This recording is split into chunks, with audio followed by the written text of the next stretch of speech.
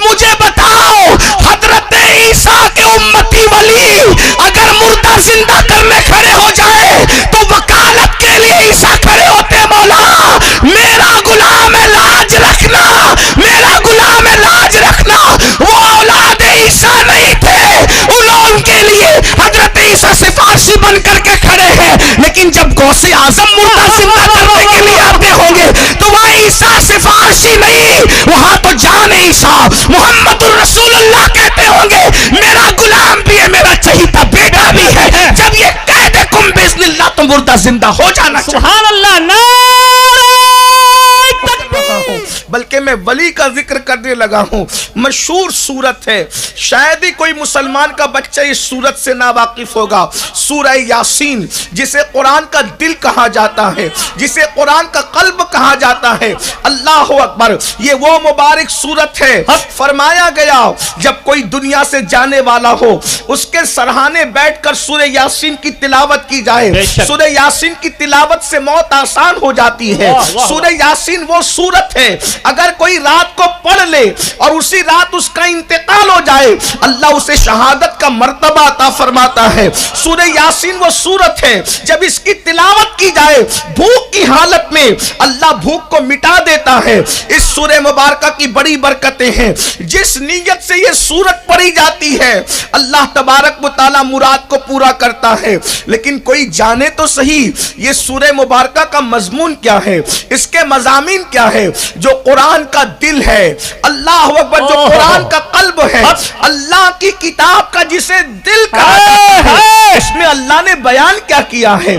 اللہ اکبر، دل کے کانوں سے سنے، اس میں بہت سے مضامین ہیں۔ ویسے تو قرآن مقدس کا یہ معجزہ ہے، ایک ایک آیت میں کروڑوں سمندر اللہ رب العزت نے سمیٹ کے رکھ دیے ہیں۔ یہ قرآن اللہ کی زندہ کتاب ہے، اس میں اتنے مضامین ہیں، صرف سمجھنے والوں کو سمجھانے کے لیے کہہ دوں، جب اقبال اور غالب کے بیان کیے ہوئے اشعار میں اتنے مضامین ہیں کہ ہر پروفیسر اپنے انداز میں الگ الگ بیان کرتا ہے۔ جب 14ویں صدی کے پیدا ہونے والے بندوں کے کلام کے اتنے مضامین ہیں تو خلاق کے کائنات کے کلام میں کتنے مضامین ہوں گے؟ اللہ اکبر، اللہ کے کلام کے مضامین کبھی ختم نہیں ہوں گے۔ امام عبدالوہاب شارانی فرماتے ہیں قرآن کی ایک ایک آیت کی 70 ہزار تفسیریں ہیں۔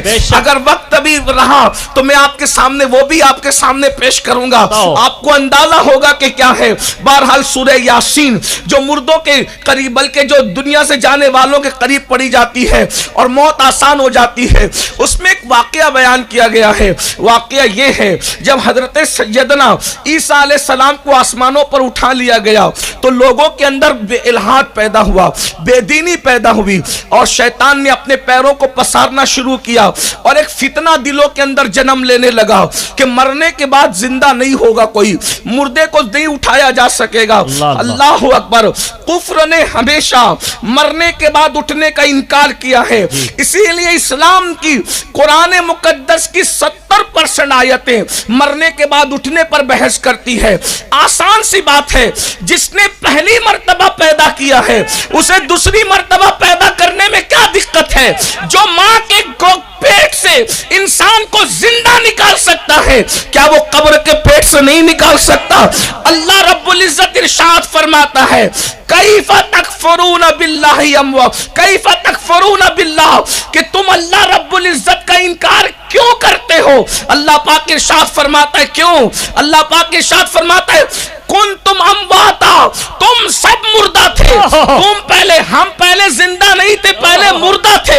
اللہ پاک فرماتا ہے فاحیاکم، پھر میں نے تمہیں زندہ کیا، ثم یمیتکم، پھر تمہیں موت عطا کروں گا، ثم یحییکم، تمہیں پھر زندہ کروں گا۔ پہلے تو سب مردہ تھے۔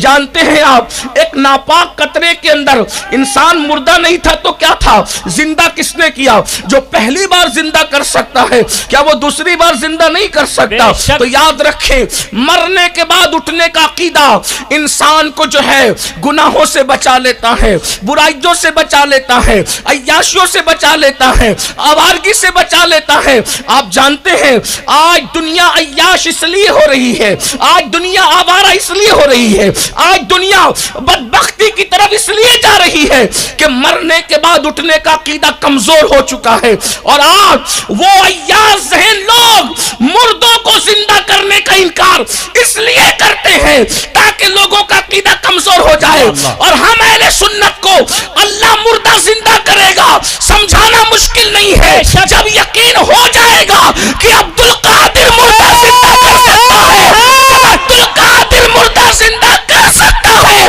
تو قادر جو اس کا خدا ہے وہ کیوں زندہ نہیں؟ سبحان اللہ، نعرہ تکبیر، ہاتھوں کو لہرا کر نعرہ رسالت، نعرہ رسالت، نعرہ حیدری، فیضان غوث آدم۔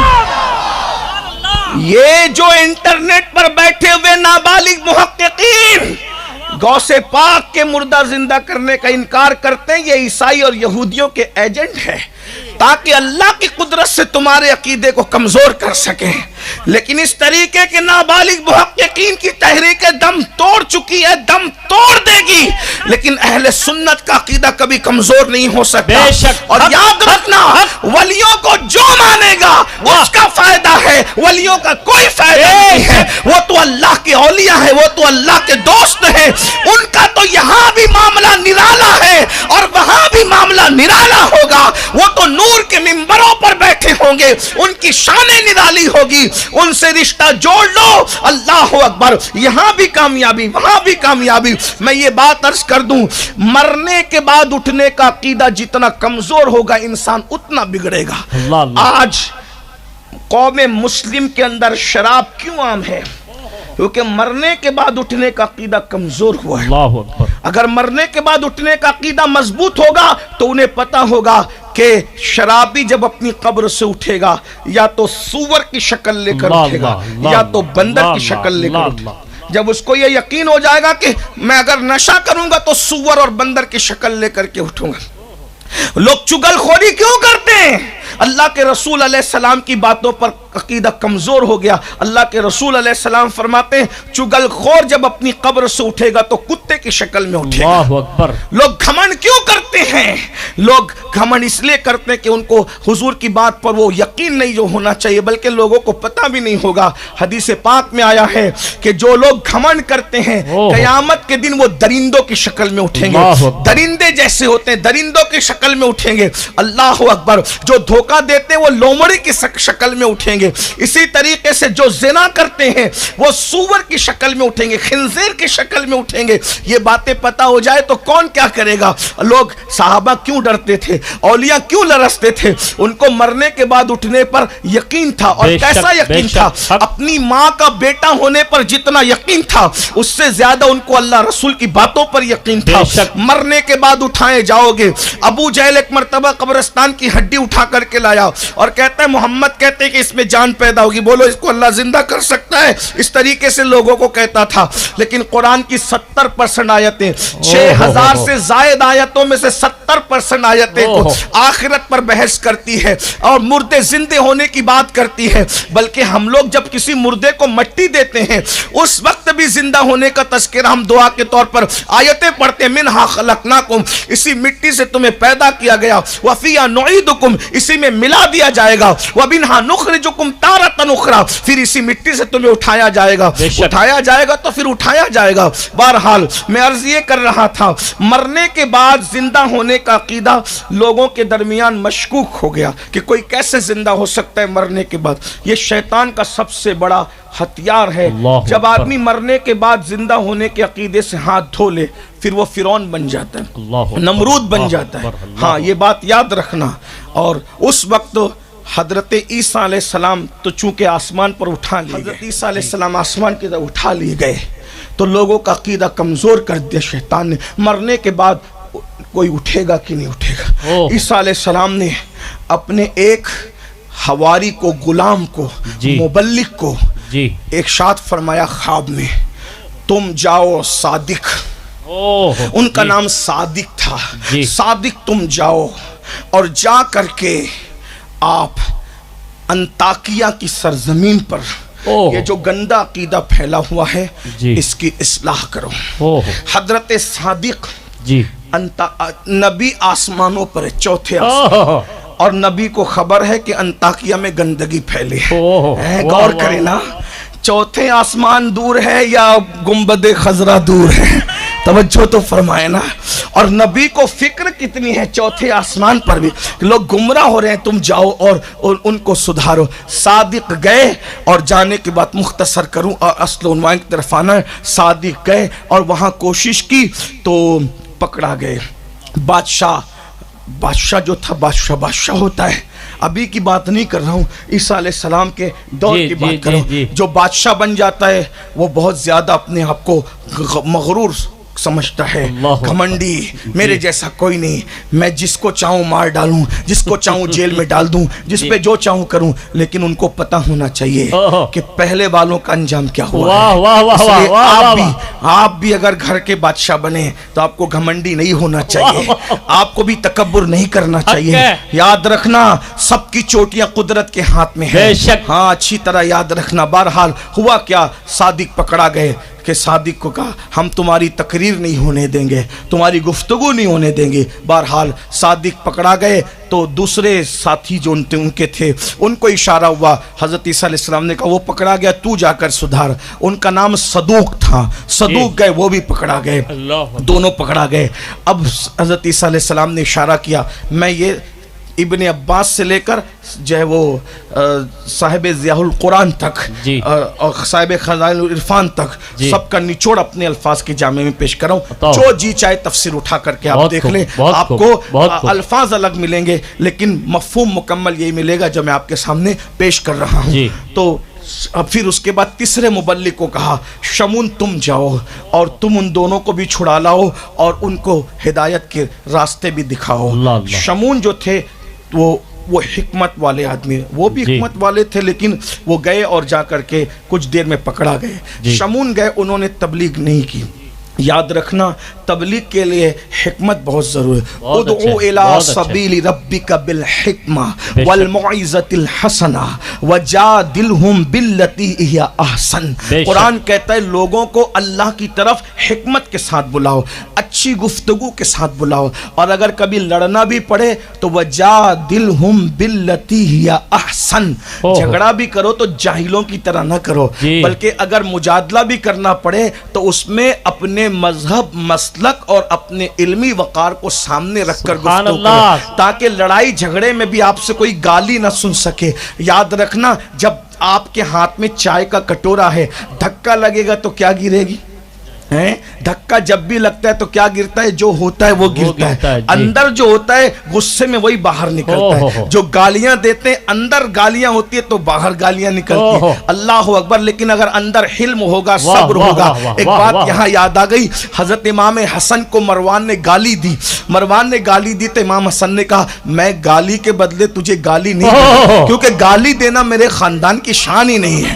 میں گالی کے بدلے گالی، اگر میں نے گالی دے دی تو مروان کے اندر اور حسن کے اندر فرق کیا ہے؟ اس لیے، اور گالی اس لیے بھی نہیں دوں گا گالی کے مقابلے میں، اگر گالی کے مقابلے میں نے گالی دے دی تو میرا اجر کم ہو جائے گا اور تیرا عذاب کم ہو جائے گا. نہ میں یہ کم کرنا چاہتا ہوں نہ وہ کم کرنا چاہتا ہوں. پتا چلا اللہ والے گالی کے بدلے میں گالی اس لیے نہیں دیتے. نمبر ایک، کیا اللہ والے میں اور شیطان والے میں فرق رہے، اللہ والے میں نفس والے میں فرق رہے. اور گالی کے بدلے میں چپ ہو جاؤ مسکرا کر تو اس کا گناہ زیادہ بڑھے گا، تمہارا اجر زیادہ بڑھے گا. گالی کے بدلے میں گالی دو گے تمہارا اجر کم ہو جائے گا، اس کا عذاب کم ہو جائے گا. اس لیے گالی دینے والا بہادر نہیں ہوتا، گالی سن کر مسکرانے والا، چپ رہنے والا بہادر ہوتا ہے. بہرحال اس لیے گالی پر بھی کنٹرول کرو. حضور غریب نواز فرماتے ہیں جس نے گالی دی اور توبہ نہیں کی اور جس کو گالی دی اس سے معافی نہیں مانگی، ڈر ہے کہ مرے گا تو اس کی زبان پہ کلمہ طیبہ نہیں آئے گا. گالی دینے والے کی زبان پہ کلمہ طیبہ نہیں آئے گا. آج تو لوگ بیوی کو بھی گالی دیتے ہیں، بچوں کو بھی گالی دیتے ہیں، ماں بہن کی گالی دیتے ہیں. اللہ کی پناہ، ان کی زبان پہ مرتے وقت کلمہ کیسے آئے گا؟ اللہ کے بندو اس پر بھی خیال کرو. بہرحال شمون نے حکمت سے کام لیا. شمون پبلک کے پاس نہیں گئے اور پبلک کے پاس نہیں گئے، وہ سیدھا بادشاہ کے یہاں نوکری کرنے لگے. دیکھو کبھی کبھی کام جی دیر تک جی ہوتا ہے، نتیجہ بہت دیر بعد ظاہر ہوتا ہے، واہ لیکن واہ اس کے واہ اثرات واہ بہت بڑے بہت ہوتے ہیں۔ اچھے۔ تو حضرت شمون نوکری کرنے لگے۔ اب شمون تو چونکہ حواری تھے حضرت عیسیٰ علیہ السلام کے، حکمت کے ساتھ اب علم تھا، تقوی تھا، پرہیزگاری تھی، چند ہی دنوں میں بادشاہ کی نظروں میں آ گئے۔ خوبصورت جوان تھے اور حلم تھا، سچائی تھی۔ بادشاہ نے کیا کیا؟ ان کو اپنا خاص مشیر بنا لیا، مشیر خاص بنایا۔ اب بادشاہ کی ذہن سازی کرنے اس سے پتا چلا ایک عام آدمی پہ محنت کرنے کی بجائے ایک خاص آدمی پہ ایسی محنت کی جائے کہ جس کے پیچھے بہت سارے لوگ ہیں۔ اللہ اکبر، یہ حضور علیہ السلام کی سنت بھی ہے، کاش کہ ہماری قوم بھی اس کو سمجھتی۔ اللہ اکبر۔ تو شمون جب بہت معتمد ہو گئے بادشاہ کے، تو ایک دن بادشاہ سے باتوں میں بات کی کہ میں نے سنا ہے کہ وہ دو چار کچھ مبلغ لوگ آئے تھے اور وہ کچھ پکڑا سے گئے ہیں۔ بادشاہ نے کہا ہاں وہ پتہ نہیں کون لوگ تھے، اپنے الفاظ میں سمجھانے کے لیے کہوں، پتہ نہیں کون بیکورڈ لوگ تھے، ذلیل لوگ تھے، غلط باتیں کرتے تھے، ہم نے ان کو پکڑ کر کے جیل میں ڈلوا دیا۔ تو شمون نے دھیرے سے پوچھا بادشاہ سلامت، آپ کا اقبال بلند ہو، کیا آپ نے ان کی تقریر سنی تھی؟ کہا نہیں میں نے تقریر نہیں سنی تھی۔ کہا کافر، کہا مجھے رپورٹ لگی تھی۔ کہا بتائیں آپ جیسا بادشاہ لوگوں کے سنے پر عمل کر کے اتنے اس طریقے سے، آپ تو ظلم کرنے والے آدمی نہیں، کبھی ان کی گفتگو بھی سنی ہوتی، کبھی ان سے بات چیت بھی سنی ہوتی۔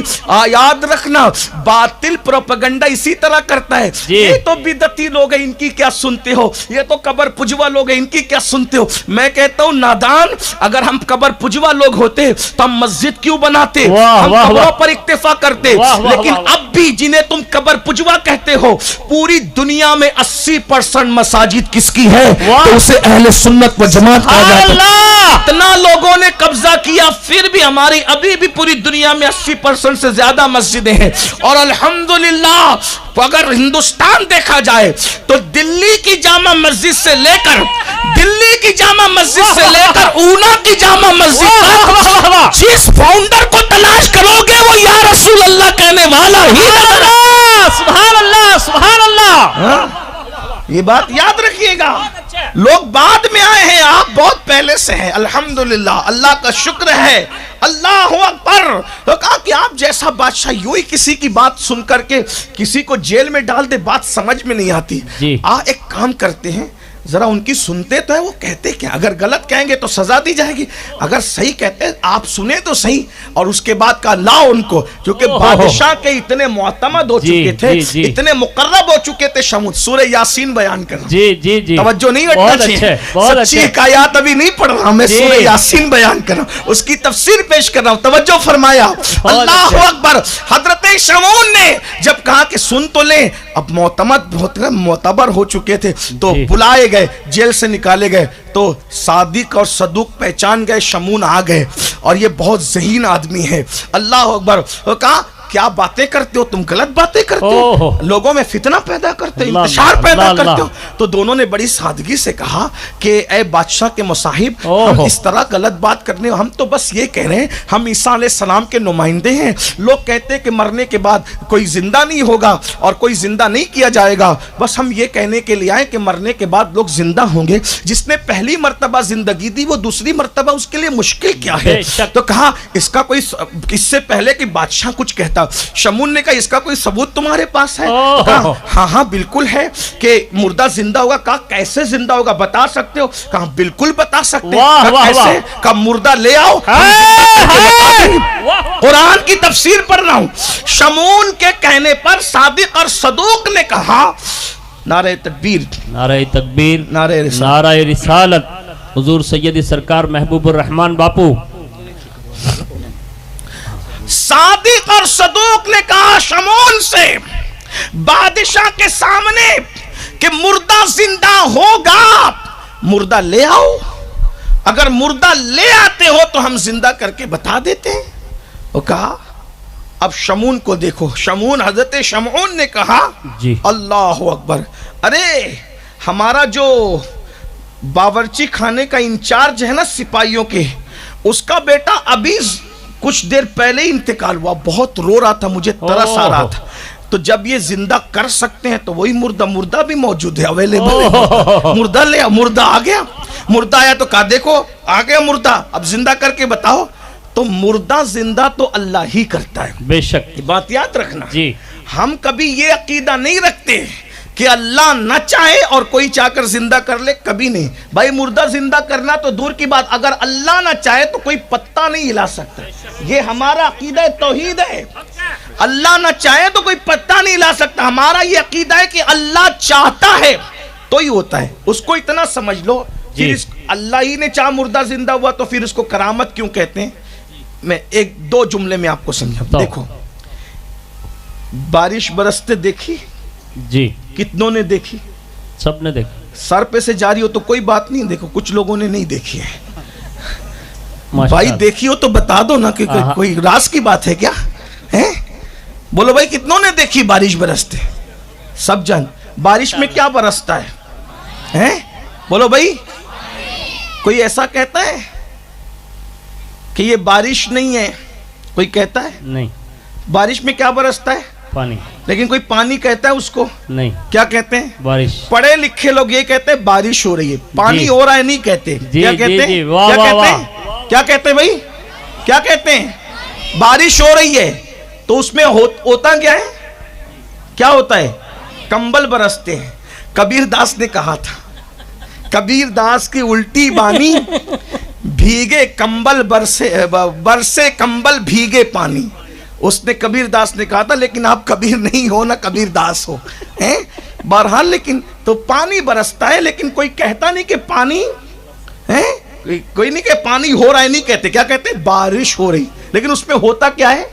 بولو بھائی ہوتا کیا ہے؟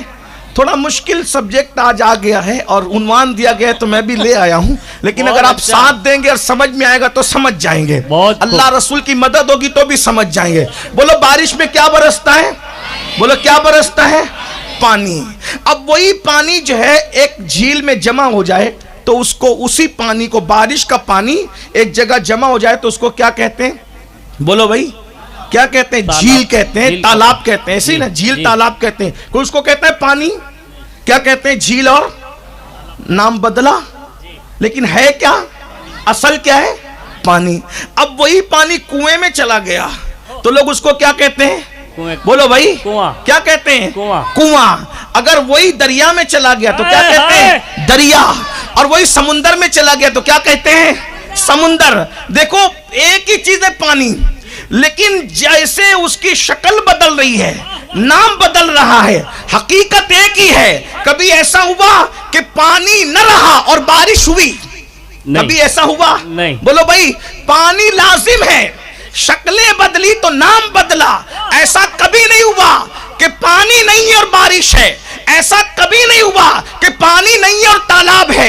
ایسا کبھی نہیں ہوا پانی نہیں اور جھیل ہے. ایسا کبھی نہیں ہوا پانی نہیں اور دریا ہے. ایسا کبھی نہیں ہوا پانی نہیں اور سمندر ہے. پانی لازم ہے, پانی کے بغیر کسی کا وجود نہیں. اب پتا چلا بیٹا اللہ ہی دیتا ہے, روزی اللہ ہی دیتا ہے, مردہ اللہ ہی زندہ کرتا ہے, تقدیر اللہ ہی بدلتا ہے. جب ڈائریکٹ بدلتا ہے بغیر کسی وسیلے کے تو اس کو اللہ کی قدرت کہتے ہیں, اور اگر نبی کے ذریعے بسر بدلتا ہے تو اس کو معجزہ کہتے ہیں, اور اگر ولی کے ذریعے بدلتا ہے اسے کرامت کہتے ہیں. ایک ہی چیز ہے اللہ کی قدرت, اللہ کی قدرت, اللہ کی قدرت. بے وسیلہ ہو جائے تو قدرت ہے, نبی کے وسیلے سے ہو تو معجزہ ہے, ولی کے وسیلے سے ہو تو کرامت ہے. واہ واہ واہ واہ واہ, سبحان اللہ, سبحان اللہ. ایک ہی ذات کر رہی ہے.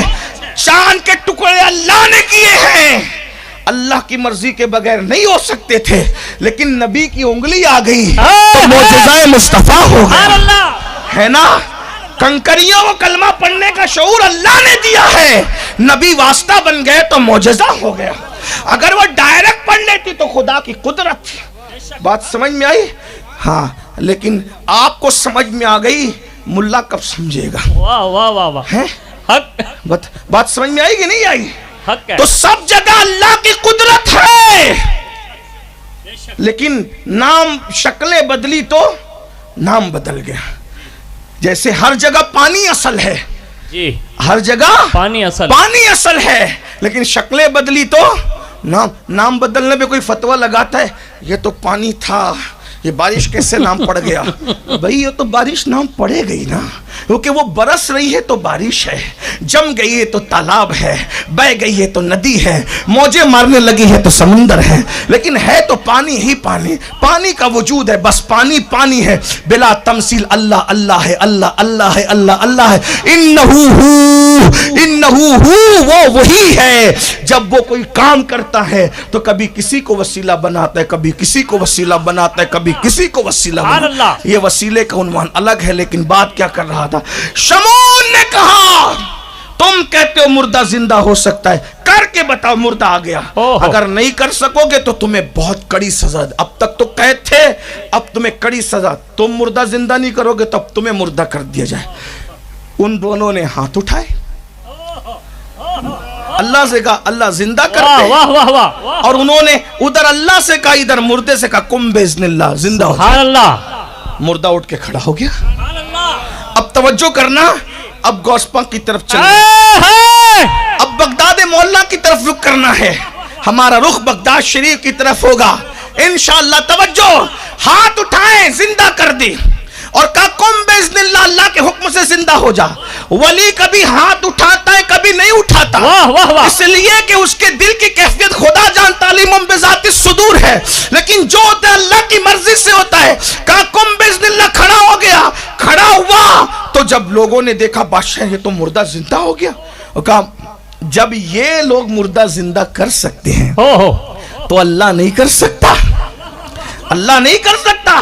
اب بادشاہ جو بے ایمان تھا یہ کرامت دیکھ کر ہی با ایمان ہو رہا ہے، کرامت دیکھ کر ہی با ایمان ہو رہا ہے، اس کا یقین بڑھ رہا ہے۔ بھئی یہ جب 4 5 6 7 8 فٹ کا انسان مردہ زندہ کر رہے تو وہ جس نے ان کو بنایا وہ نہیں کر سکتا۔ عقیدہ مضبوط کہاں سے ہوا؟ ولی کو دیکھ کے ہوا، اللہ تو نظر نہیں آتا۔ اللہ اکبر۔ تو کہا مردے سے کہا تو کیسے زندہ ہوا؟ اب بادشاہ پوچھ رہے تو کیسے زندہ ہوا؟ تو مردے نے کہا کہ میں جب زندہ ہوا تو وجہ یہ بنی، میں تو مر چکا تھا، کہ حضرت عیسیٰ اللہ سے کہہ رہے مولا یہ میرے 3 مبلغین ہیں، یہ میرے 3 مبلغین ہیں، یہ میرے 3 عشاق ہیں، یہ میرے 3 غلام ہیں، اگر یہ کہہ دے مردہ زندہ ہونا تو تو ان کے جملوں کی لاج رکھ لینا۔ عیسیٰ وکیل بن کر کھڑے ان تینوں کے اور کہہ رہے کہ مردہ زندہ اگر یہ کہہ دے تو ہونا چاہیے، ان کی لاج رکھنا، ان کی لاش تیرے ہاتھ میں ہے۔ تو فوراً بادشاہ نے اب رخ پلٹ کے کہا ارے یہ تو 2 ہے، تو 3 کیسے بول رہا ہے؟ یہ تو 2 ہے تو 3 کے، اس کو پتہ ہی نہیں تھا کہ تیسرا بھی کوئی ہے، اگر یہ 2 ہے تو 3 کیسے بول رہا ہے؟ تو اب حضرت شمعون سمجھ گئے اب پردے میں رہنے کا وقت نہیں ہے، اب باہر آنے کا وقت آ گیا۔ کہا حضرت وہ تیسرا میں ہی ہوں، بات تو ہماری سچی ہے نا۔ تو بادشاہ بھی مسلمان ہوا اور بادشاہ مسلمان ہوا تو پورا علاقہ مسلمان ہو گیا۔ اس طرح ولی کی ایک کرامت سے پورا علاقہ پھر سے مسلمان ہو گیا، ایمان لے آیا۔ اب وہ تو بات ہو گئی جو سورہ یاسین میں اشارے دیے گئے ہیں۔ اب مجھے بتاؤ حضرت عیسیٰ کے امتی ولی اگر مردہ زندہ کرنے کھڑے ہو جائے تو وکالت کے لیے عیسیٰ کھڑے ہوتے مولا میرا غلام ہے لاج رکھنا، میرا غلام ہے لاج رکھنا۔ وہ اولاد عیسیٰ نہیں تھے، ان کے لیے حضرت عیسیٰ سفارشی بن کر کے کھڑے ہیں، لیکن جب غوث اعظم مردہ زندہ کرنے کے لیے آتے ہوں گے تو وہاں عیسیٰ سفارشی نہیں، وہاں تو جان عیسیٰ محمد الرسول اللہ کہتے ہوں گے میرا غلام بھی ہے، میرا چہیتا بیٹا بھی ہے۔ جب یہ کہہ دے کم باذن اللہ تو مردہ زندہ ہو جانا چاہیے۔ سبحان اللہ، نعرہ تکبیر، نعرہ رسالت، نعرہ حیدری، جشن غوث اعظم، فیضان غوث اعظم، عشق محبت، عشق محبت، نعرہ حیدری۔ اب سمجھ میں لوگ کہتے ہیں قرآن میں کرامت نہیں، میں نے کہا یہ کرامت نہیں تو کیا ہے؟ سورہ یاسین میں کرامت کا ذکر موجود ہے، اور وہ حضرت عیسیٰ علیہ السلام کے امت کے لوگ وہ کیا امت محمدیہ سے افضل تھے؟ جب مفضول لوگ یعنی کم درجے کے لوگ مردہ زندہ کر سکتے ہیں تو اولاد پیغمبر ہیں، اور وہ بھی غوث پاک جیسا ولی